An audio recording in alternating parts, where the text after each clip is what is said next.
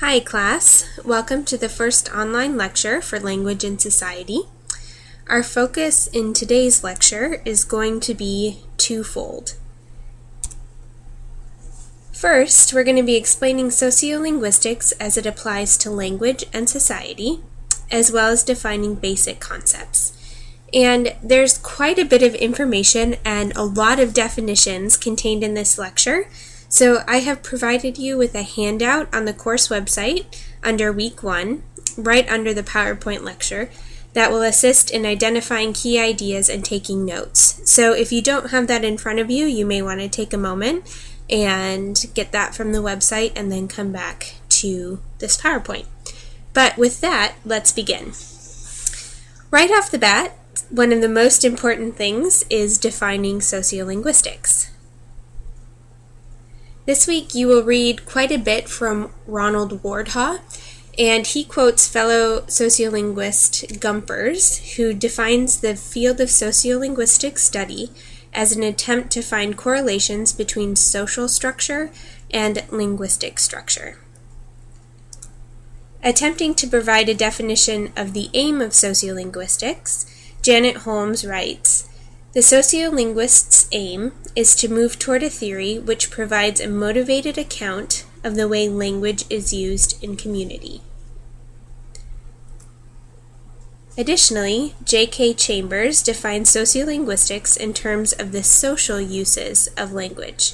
In other words, from a conversation between two people, the two conversation partners may be able to infer about one another these variables within the study of sociolinguistics: personal characteristics, linguistic styles like the degree of formality, social characteristics like social class, gender, or age, sociocultural factors, and sociological factors. In an attempt to synthesize some of these definitions that we've just looked at, let's look at sociolinguistics by focus. Sociolinguistics is concerned with language as a social and cultural phenomenon. You cannot separate language from culture. For example, take a look at this sentence here. "Toss that anchor over here. I have room for 2 or 3 more in my hip pocket." So this is a grammatically correct sentence, but it has no meaning to it. Additionally, this next sentence, made famous by Noam Chomsky, "Colorless green ideas sleep furiously." Again, this is a fine grammatical sentence, but it makes no sense in the context of our culture. So these examples demonstrate one very important feature of language. The correct usage of language is tied into an adequate awareness of the culture it reflects. As culture changes, language may also change. So sociolinguistics is concerned with language as a social and cultural phenomenon. It is also concerned with, letter B here, language in relationship to society. There's no necessary one-to-one relationship between language and society, but it is the task of sociolinguistics to examine the possible connections between the two. Sociolinguistics has as its goal a better understanding of the structure of language and how language functions in communication with settings in society. The focus is on language within society. So language within society. This is contrasted with the sociology of language, which studies how the social structure can be better understood through the study of language. Sociolinguistics, then, is in essence the study of how language is used in society. It is based on the axiom that language is a social institution. As such, sociolinguistic studies is who speaks or writes what language, dialect, register, and in what style, to whom, about what, when, and under what circumstances, to what end. As we go through the course, some of the definitions and explanations of sociolinguistics will be touched on in more detail. Now let's turn our attention to defining a few more key terms in the study of sociolinguistics. We'll start with a rather obvious one, the term language. Language can be defined from 4 perspectives: linguistically, typologically, practically, and sociologically. So let's look first at linguistically. Language is a single normative linguistic code or group of related linguistic codes, such that communication is possible between speakers based on the inherent intelligibility of their spoken forms. Thus, language is defined linguistically by its form.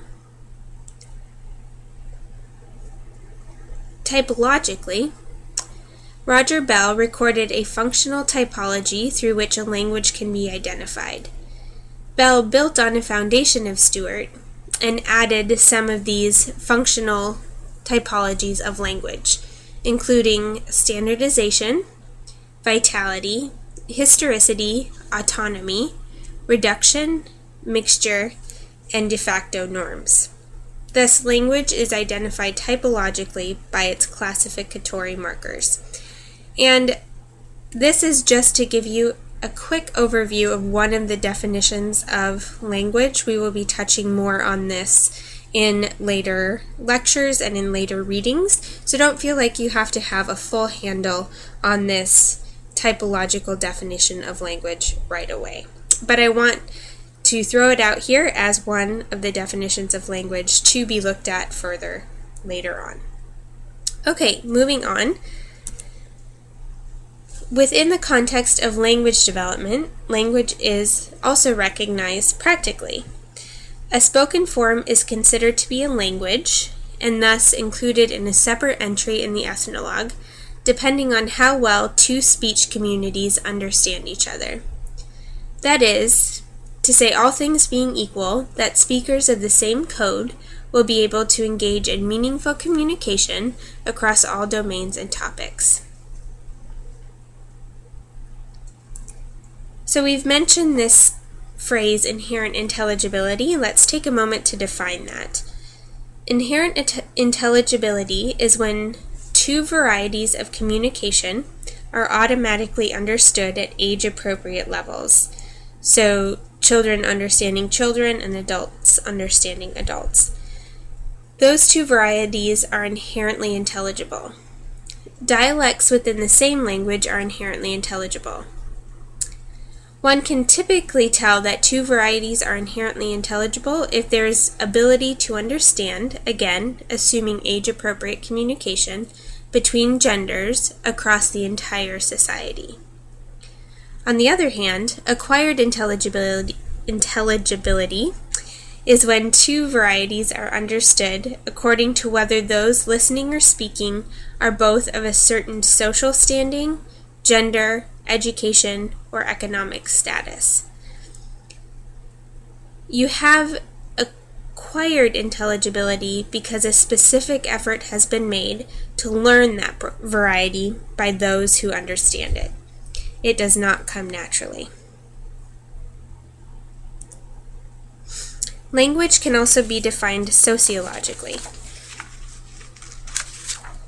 A single linguistic norm or group of related norms used by a distinct group of people who can define themselves by one or more of the characteristics held in common, either history, culture, geographic home, linguistic perception, ethnic identity, or political allegiance. A sociological definition of language is a pretty good one for our purposes in the study of language and society. So we'll call this a functional definition of language. As the late John Bender Samuel noted in his keynote address to a group of language surveyors over 20 years ago, for convenience, similar speech forms are grouped together and labeled a language, but the boundaries are arbitrary.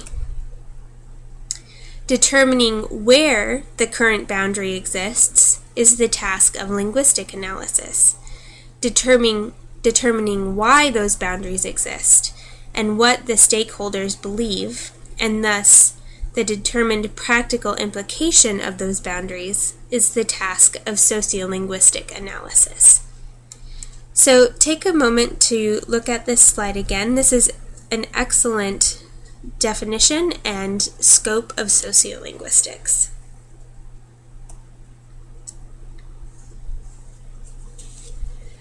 All right, we are going to move on with a few more definitions that are going to be important for us in the study of sociolinguistics. And the next thing we're going to look at is dialect. A dialect is a distinctive variety of language identified by differences in vocabulary, grammatical structures, and pronunciation. Regarding the differences in vocabulary, how do you refer to a carbonated drink? So there's a couple different options. You may call it soda, you may call it pop. If you're from the UK, you may call it a fizzy drink. Okay, if you're from the South, you may call everything Coke. And what do you call the place where pedestrians walk that is parallel to the road? In the US, we call it a sidewalk, but in the UK, they call it the pavement, right? And there are a number of these different examples in vocabulary, differences between dialects that we could look at and have some fun with. Additionally, dialects can be grammatically different. Take a moment to look at this slide, distinguishing between grammatical structures in formal British English, informal British English, and American English. Okay? So we have the sentence, have you a car? In formal British English, that would be fine. It's unsure if people would say that in informal British English, and typically we would not say, have you a car, in the US. Do you have a car is standard in informal British English and in the USA, but not typical in formal British English. And there's two more examples there you can take the time to look at.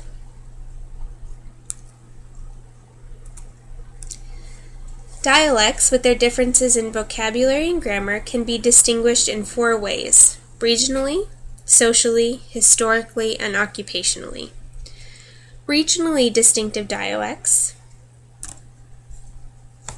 as we see here on this slide, are varieties of speech associated with a specific geographic place.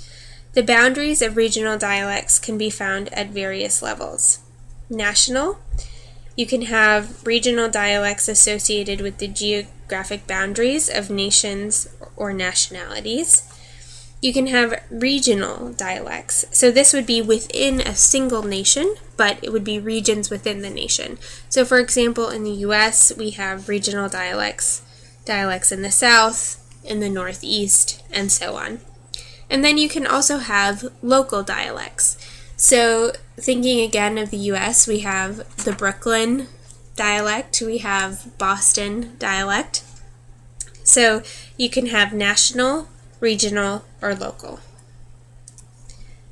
Socially distinctive dialects are varieties of speech used to describe differences in speech associated with various social groups or classes.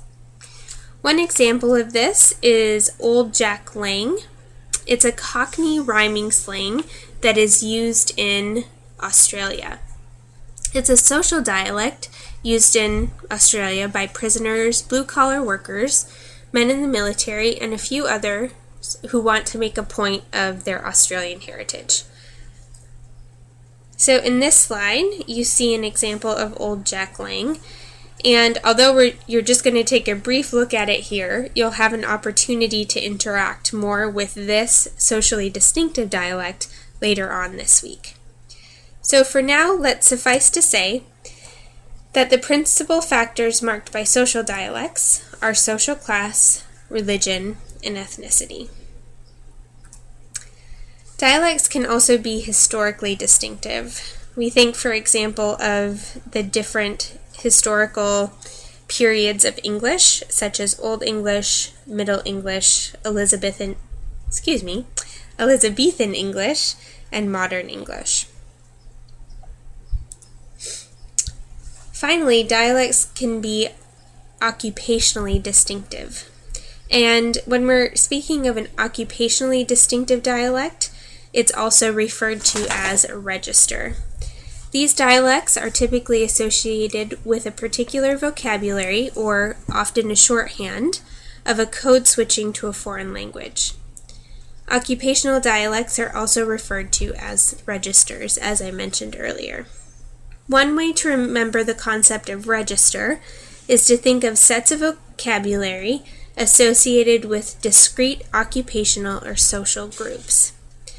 So think of many of us in this class. We are studying to be linguists or sociolinguists, and there's a set of vocabulary that goes along with our occupation.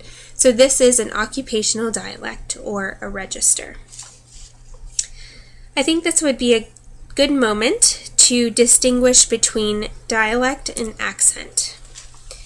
A dialect encompasses features of pronunciation, vocabulary, and grammar, including syntax and morphology. But an accent refers to nothing but pronunciation. Okay, hang in there, we have just a few more basic terms left. Moving on, within both language and dialectical forms, there is a further subcategorization, which is called style. Style refers to change in the relative formality of communication. And you may be asking yourself, what in the world does that mean? Markers of style change include differences in vocabulary, modulation of vocal quality, phrasing, so the number or duration of pauses between words. It can also include loudness, sentence construction, and the like.